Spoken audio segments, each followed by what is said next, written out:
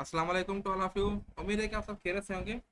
आज वाले इस लेक्चर में हम इंग्लिश के मोस्ट इम्पॉर्टेंट जो हैं 10 MCQ सॉल्व करेंगे, जो कि किसी भी आप टेस्ट की तैयारी कर रहे हैं, वो बेशक सखर अरबिया यूनिवर्सिटी की एंट्री टेस्ट हो या STS की टेस्ट हो, जैसे अभी JST की टेस्ट होने वाली है रिसेंटली, ठीक है, या कोई NTS की टेस्ट हो, या फिर जो है कोई फेडरल पब्लिक सर्विस कमीशन की टेस्ट हो या सिंध पब्लिक सर्विस कमीशन की टेस्ट। तो ये वीडियो आप लोगों के लिए है। इसमें आपको जो है मैं 10 इम्पॉर्टेंट MCQ सॉल्व कराऊंगा, जो कि गुज़िश्ता टेस्टों में आए हुए हैं, और इसी तरीके से आपको क्वेश्चंस वहाँ पे टेस्ट में मिलते रहेंगे। हो सकता है कि ये सेम MCQ भी वहाँ पे आपको मिल सकता है।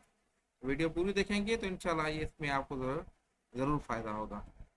ओके, सो अभी हम जो है स्टार्ट कर लेते हैं लेक्चर अपना, और फर्स्ट MCQ हम देखें। तो फर्स्ट MCQ है सिनोनिम। सिनोनिम के हवाले से द वर्ड अबंडेंट। अबंडेंट का सिनोनिम क्या है? ठीक है, अबंडेंट का मतलब जो है वो है बहुत अक्सरियत, बहुत ज़्यादा, बहुत लार्ज लार्ज क्वांटिटी में, बहुत ज़्यादा तादाद में कोई चीज़ हो। तो इसका सिनोनिम जो है क्या होगा? Plenty.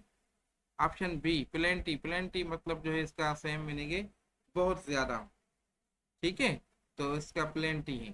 Option B correct answer है। नेक्स्ट MCQ है एंटोनिम।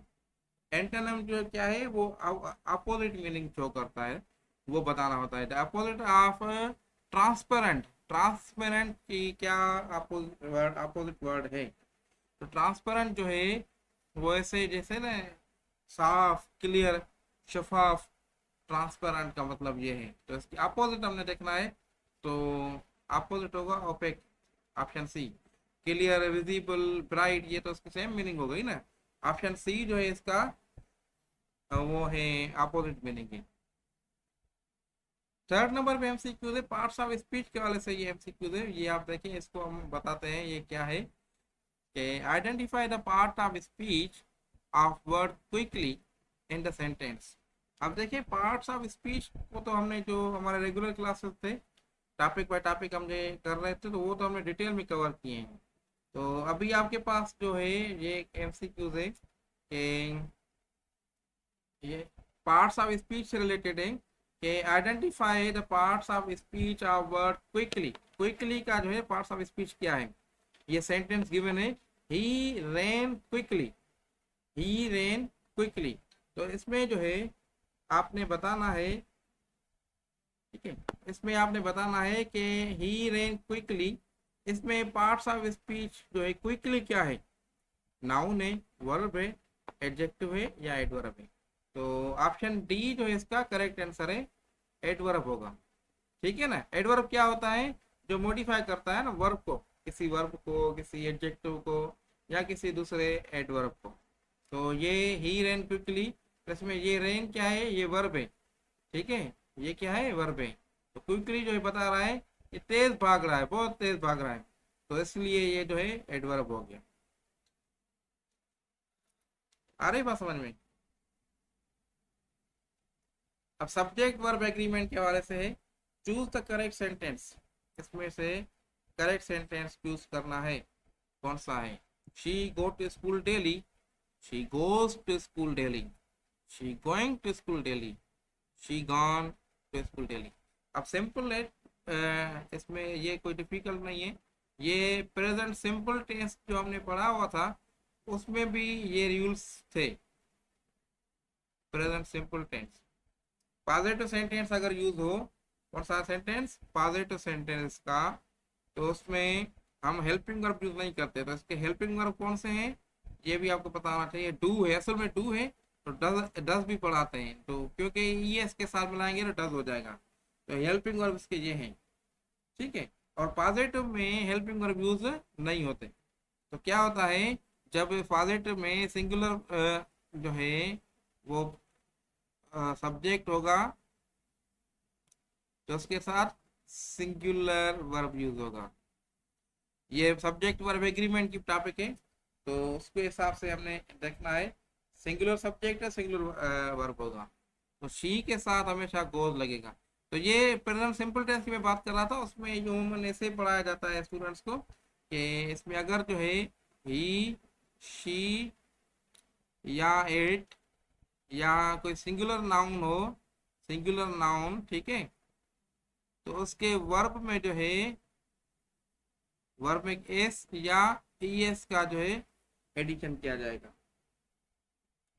आ रही बात समझ में? तो she goes to school daily, option B होगा। नेक्स्ट टेंसेस में से है ही dash his homework before going to bed. He goes, he finish होगा या फिनिश्ड होगा या फिनिशिंग होगा या फिनिशेस होगा। तो ये क्या देखें, बिफोर गोइंग टू बेड मतलब जो है ये सोने से पहले इसने अपना काम कंप्लीट कर लिया, तो फिनिश्ड होगा।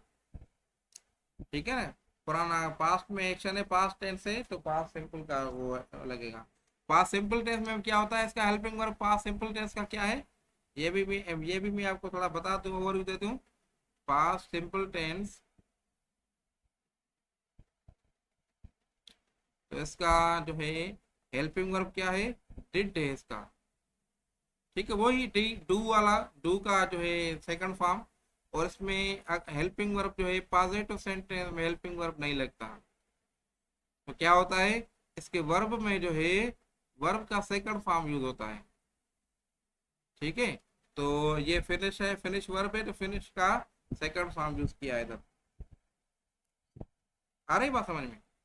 नेक्स्ट है एरर डिटेक्शन। अब इसमें एरर डिटेक्ट करनी है। He did not went to market. अब देखें, अब देखें मैंने आपको क्या बताया, पॉजिटिव में ये पास्ट टेंस का सिंपल टेंस है, पॉजिटिव में सेकंड फॉर्म यूज होगा।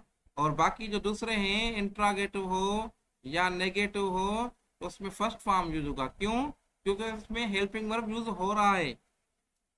अरे बात समझ में? तो fine, he did not went to the market, तो मतलब ही डिड जो है ये सेकंड फॉर्म, मतलब जो है ये क्या है, ये पास्ट सिंपल टेंस है। तो पास्ट सिंपल टेंस में वेंट नहीं लगता, ये इधर गो लगेगा। ठीक है, तो मिस्टेक कहाँ पर है, ये मिस्टेक है वेंट, ऑप्शन सी जो है करेक्ट। वोकेबलरी में से अब दूसरा क्वेश्चन है कि choose the correct meaning of reluctant. तो इसकी करेक्ट मीनिंग क्या होगी, रिलेक्टेंट का मतलब जो है नॉट विलिंग, कोई काम कर रहे हैं तो ना उसमें के लिए नॉट विलिंग है, तो हेजिटेट, हेजिटेट इसका करेक्ट आंसर है।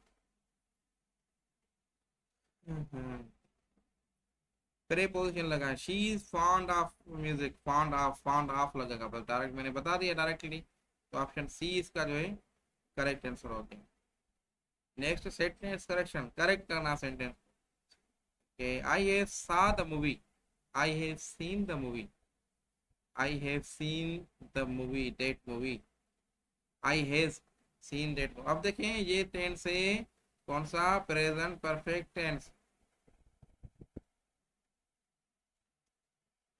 ठीक है, प्रेजेंट परफेक्ट टेंस में क्या होता है, इसके हेल्पिंग वर्ब कौन से हैं, हैज या हैव। ठीक है, और आई के साथ जो है हैव लगेगा। ठीक है, ही, शी, इट या सिंगुलर नाउन है तो हैज लगेगा।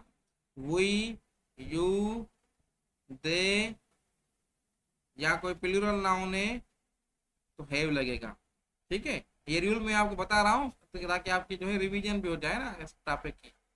और इसके वर्ब में हमेशा इसका वर्ब चाहे थर्ड फॉर्म यूज होगा, थर्ड फॉर्म हमेशा। तो उस हिसाब से आपने देखना है। आई हैव सा दैट मूवी सेकंड फॉर्म है तो गलत है। I have seen that movie, ठीक है, ऑप्शन बी सही है। ठीक है, पूरा कंप्लीट है। आई हैज सीन है, देखें हैज लगा है तो ये भी गलत है। आई सीइंग दैट मूवी, ये भी गलत है। अगर सीइंग सही होता तो इसके साथ हेल्पिंग वर्ब यूज होता, आई एम सीइंग होता तो फिर हो सही होता। तो ऑप्शन बी इसका जो है करेक्ट है। One word substitute, a person who rights poems is called, जो पोएम लिखता है उसको पोएट, पोएट कहते हैं। तो ऑप्शन सी करेक्ट आंसर है। ओके, होपफुली इस वीडियो लेक्चर में से आपको काफ़ी इन्फॉर्मेशन मिली होगी। ओके, सो इंशाल्लाह मज़ीद हम लेक्चर जो नेक्स्ट लेक्चर में साथ हैं। तब तक के लिए अल्लाह हाफिज़ एंड टेक केयर।